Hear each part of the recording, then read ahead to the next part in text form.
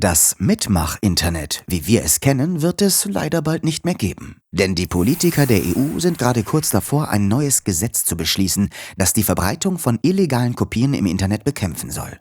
Aber um das zu erreichen, haben sie leider vor, eine ganz grundsätzliche Änderung zu beschließen, die uns alle betreffen wird. Es geht um die Frage, wer in Zukunft für hochgeladene Dateien haftbar gemacht werden kann.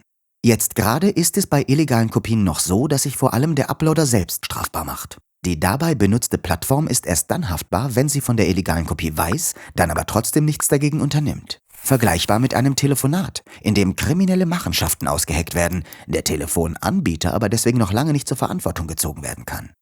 Die derzeitige Regelung macht Sinn, denn in der heutigen Zeit, in der jeder von uns die Freiheit hat, mit der gesamten Welt kommunizieren zu dürfen, können große Plattformen die Milliarden Bilder, Videos, Audioaufnahmen und Texte logischerweise nicht mehr einzeln überprüfen. Doch genau das wollen die Politiker durch das geplante Gesetz ändern.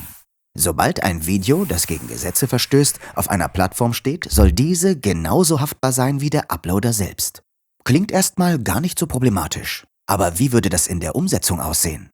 Das würde bedeuten, dass es nur noch eine Möglichkeit gäbe, Plattformen legal zu betreiben, nämlich indem jede einzelne Datei von jedem User noch vor der Veröffentlichung mit urheberrechtlich geschützten Werken abgeglichen werden muss.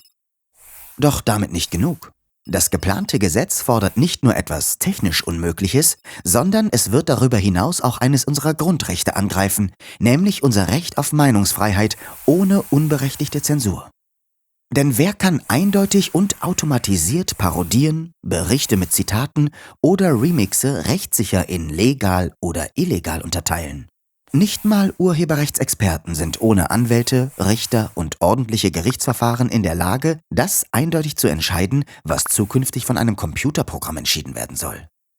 Wegen der massenweise drohenden Strafen werden die Plattformen logischerweise extrem strikt filtern müssen und nur noch wirklich eindeutig legale Inhalte veröffentlichen. Aber leider sind technische Realisierbarkeit und Zensur nicht die einzigen Probleme. Denn obwohl dieses rückwärtsgerichtete Gesetz noch nicht mal beschlossen ist, hat die EU-Kommission bereits ein noch weitergehendes Gesetz vorgestellt. Bei diesem sollen die Uploadfilter auch noch für die Zensur von extremistischen Inhalten benutzt werden, indem jeder Upload mit den Strafverfolgungsbehörden abgeglichen werden muss.